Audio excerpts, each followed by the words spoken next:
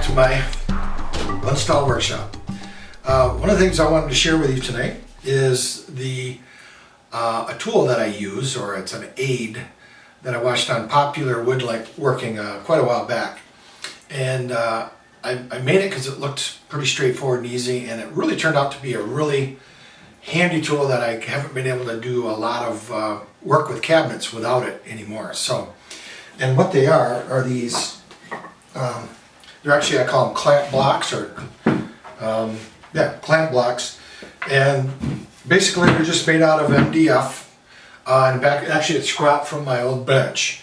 When I was making up my bench, I had quite a bit of this left over, so I glued a couple of the 3/4 inch pieces together in about a 12, or I mean this is probably 12, 14 inch square, and glued it up, and I just drilled some holes and screwed it together so that it would act as clamps, because I didn't have that many clamps at the time, and made these clamp blocks, and these are really handy when you are assembling your cabinet carcass and you need just something extra to help, an extra pair of hands or something, and you can clamp these together, and I can show you in a minute a video of that.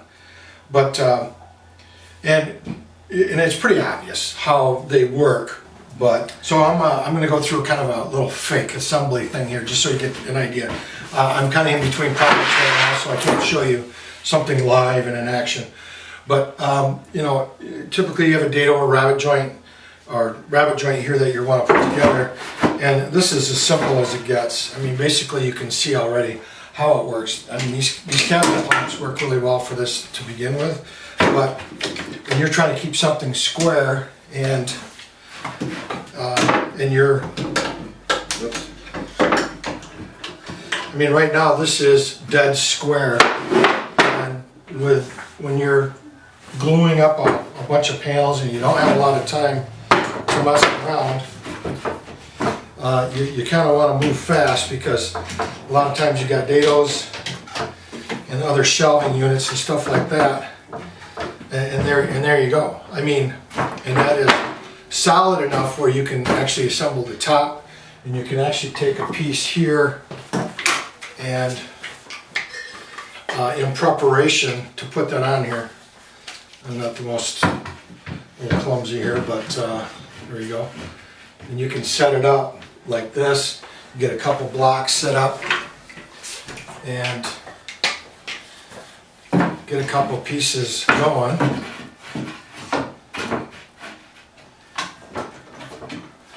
And now you've got a platform where you can set your fourth piece up here.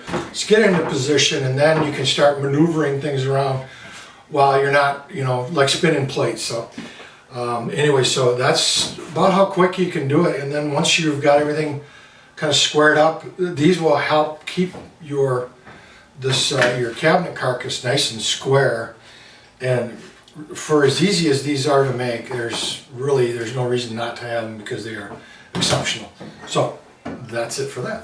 The way I made them was just glued up 2 pieces of MDF, screwed it together, set it up on my table saw and cut it nice and square, and I made 4 of those, just like that, and they really work well for assembling cabinets, and I've used that for some of the cabinets I built out here in the shop, and these cabinets, and I don't know if I can really do it without them now, because they are so handy. Plus I you know, if it's my joinery or what, but it always seems like my cabinets rack quite a bit until I get the back panel on. And while you're doing that, you're always jumbling around with stuff.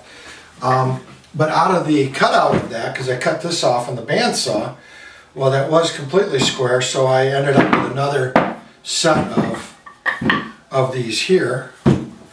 And that pretty much took care of everything I needed. So I got like 8 nice clamp blocks, allowed me to assemble 1 or maybe even 2 cabinets sometimes and glue them up, but usually 1 with a couple shelves, and that would work out really well. And they have stayed very stable. It is MDF, so it kind of resists the typical twist and warp that you get with most you know, solid wood and even plywood. And these have remained flat, and I'm on my 4th season I live in Michigan, and the weather here changes like insanely. In fact, this is the last week, or was the last week of January, and we were on Tuesday or Wednesday. We were about Tuesday night. We were 60, almost 60 degrees. Right now, it's 12 degrees outside. So we went from raining and warm to freezing cold. So that's how dramatically the climate changes here, and these have remained square. I check them quite often. Every time I go to use them, just instinctively I check it with my Starrett combination square, and these have remained, I can't see light under it. It's as square as I can make a piece of wood. And so they've remained very stable. So the MDF, that's the property of the MDF. And so I kept this little chunk here, and I actually ended up recently having a need for smaller clamp boxes. I was actually making some more small knack shelf, smaller pieces, and so I took that cutout and I ran that on my table saw with a sled and squared that up really nicely. And well, so I ended up with a couple more sets of these for smaller pieces. And as you may have guessed, yeah, I had these little bitty guys, and I've actually used these a couple of times, and they are surprisingly handy. So these are really, and actually, you know what,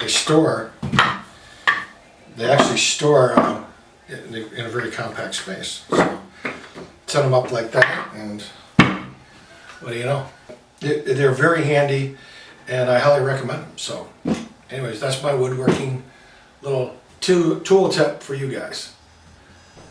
Again, this is Don Vanderjack in my one stall workshop. See ya.